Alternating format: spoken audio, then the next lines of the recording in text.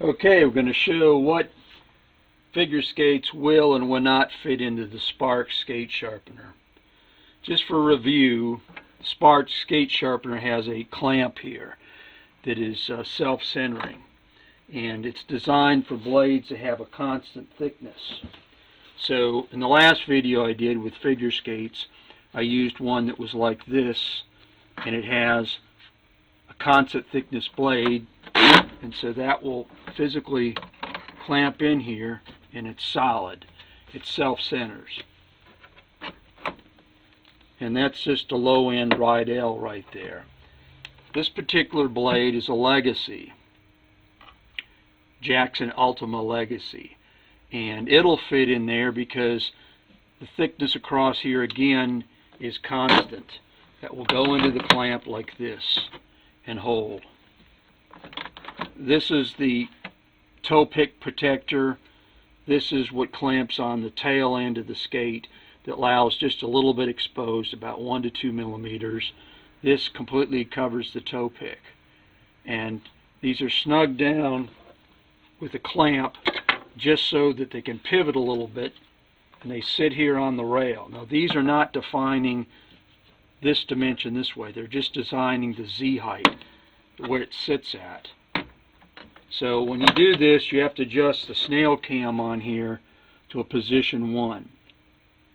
And that's inside the unit. And that's so that the wheel itself is going to be down a little bit when you're doing grinding. Now I'm going to go through a whole bunch of skates in order to show what will and will not physically fit in the machine. This Legacy, because this has got constant thickness through here, will fit in and line up. You bring these in here like this.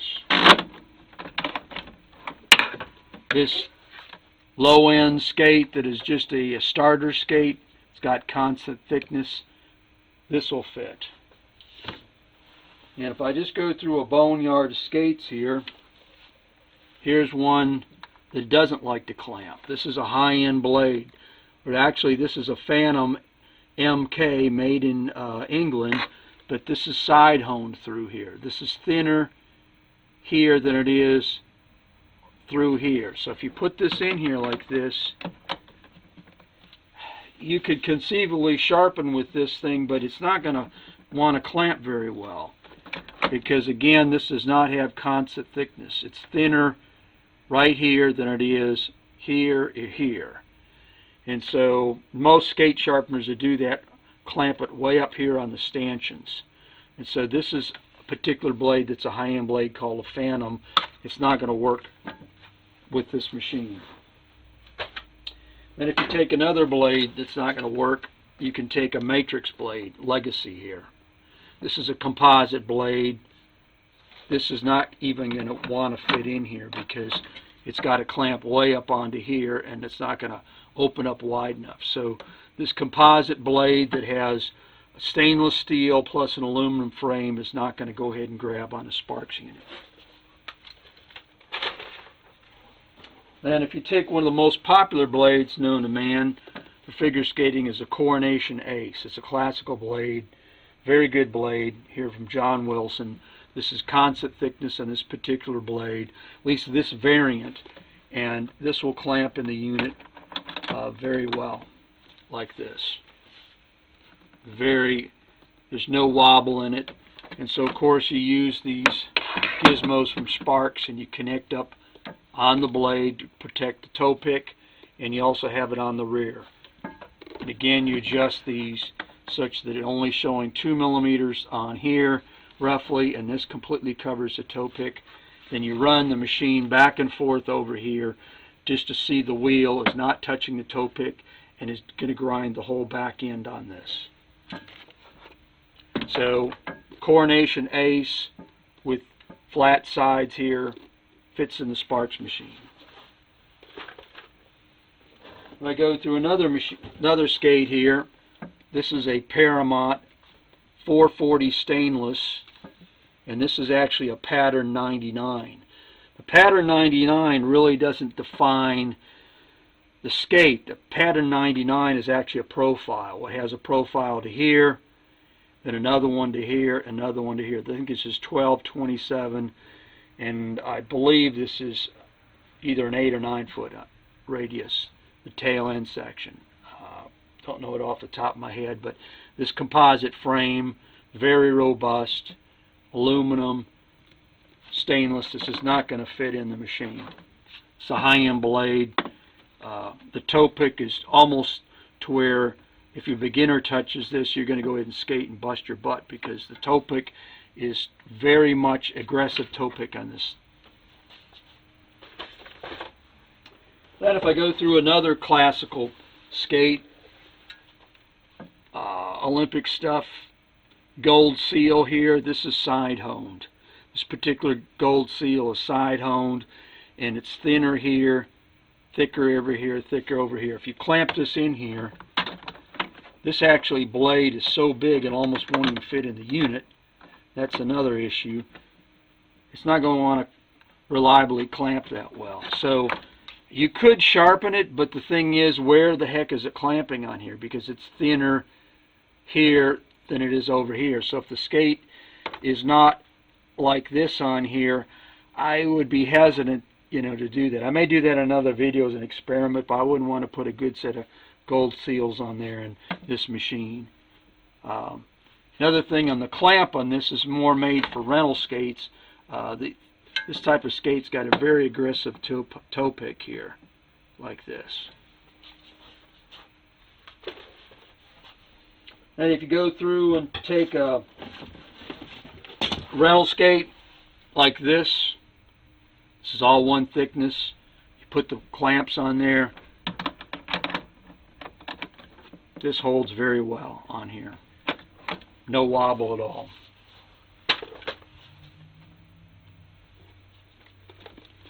So I take, here's another Legacy, Ultima Legacy. This particular blade's got a constant thickness, and this will clamp in here very well like this.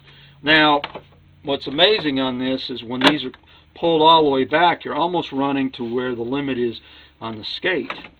This is a size 8 skate with a 10 3/4 inch blade, and if you get a blade that's even bigger, it may not even want to drop in there.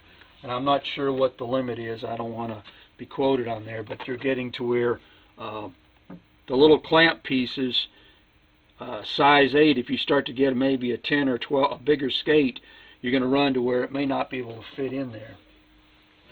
Now, if you take something from the dark ages, this is a skate blade from about 100 years ago, a Jackson Hines. This particular blade is almost like a modern parabolic blade, or maybe the opposite. This is thick here, thin back here, thin back here. This blade thickness varies from one end to another. So, of course, this isn't going to clamp in anybody's skate sharpener, a modern one. You're going to have to clamp this way back here. Generally, you use a machine dedicated for figure skating for that. You clamp it way, way back here on the stanchion where the thickness is constant. But this particular oddball blade is thin back here. It gets thicker and thin back here. So if this was in here, you're not going to know really where in the heck you're clamping on this. It's not going to clamp well because it's only going to clamp at one spot on here. This is a Jackson Hines blade from about 100 years ago, and this is the first figure skater, Jackson Hines, and this boot's made in Austria. Blades from about 100 years ago. And if you go through some other ones, look at a Coronation Comet by John Wilson. This has got constant thickness through here, so with the clamp here, clamps this very well.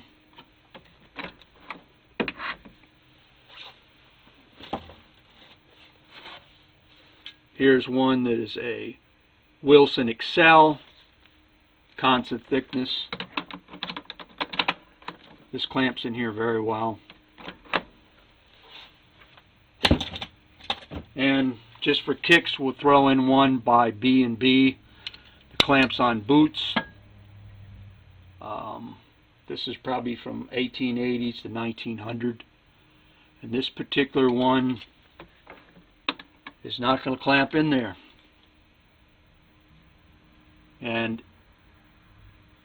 these sometimes have got a fairly constant width in here, but from this dimension, this is actually sloped like this. This is thinner here than it is up here. So even if you put this in any other type of skate sharpener, it's not going to be tilted like this. It has to be clamped way in the back, and this particular one, typically they sharpen by hand with a hand sharpener. So on this particular blade, this is actually flat. There's no radius of hollow. And instead of being like this in the Sparx thing, it actually slopes inward. The blade's actually shaped like this. Cross section through here. So no modern skate sharpener is going to clamp this old blade.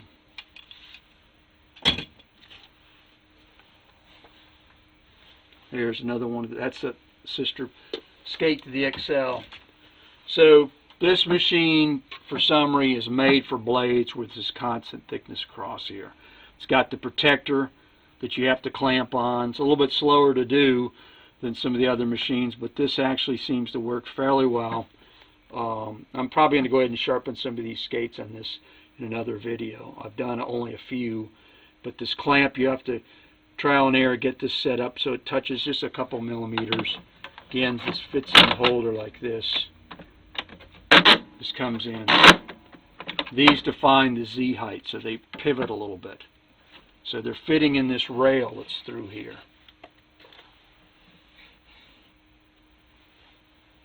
And so so the whole figure skate doesn't drop down too far in the unit, because you've got on a figure skate this end of the blade here, you never ever want to have this turned up. A common flaw with a hockey sharpener, when I say a sharpener, somebody who sharpens hockey blades, is they want to go ahead and turn this up. And that's a total blankety-blank disaster for a figure skate, and it's often done on rental skates or somebody who just gets aggressive on a tabletop machines and goes back and forth. And what it does, it doesn't give the figure skater any confidence, because you get to here and you want to go through and flip over. They want this radius from here all the way to here should be one constant. It shouldn't go ahead and be to a shorter radius through here. And so the setup on this machine is such that you have to go ahead and you want to adjust this feature here to have this barely poke through just a couple of millimeters, so it's going to start on this when it sharpens, and it should go ahead and finish about here and not go any farther. Now on a figure skate, when you touch a surface, the area about from here to the toe pick is called the non-skateable zone, because this part from here to there is not touching the ice on here. But this area right in here is very critical. That's because that's where you spin around.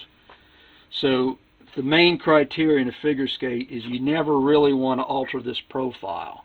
It's not like in hockey skates where everybody's off there trying to change a profile for a whole bunch of goofy things. The skate that comes from the maker is generally the one they want to have not modified over the life of the blade. And again, if you turn the tail down on a hockey sharpener, it's generally done by hand. That's a very bad practice. If you go ahead and change this, they're not going to be able to spin. As the blade wears, there's a machine by Ice that's used to go ahead and grind the toe pick down as a restoration feature, where you grind this down, because you want to have this point, which from here to the toe pick over the life of the blade will move back as the blade wears. And then to restore that, you have to grind this tip down. So that's from another story.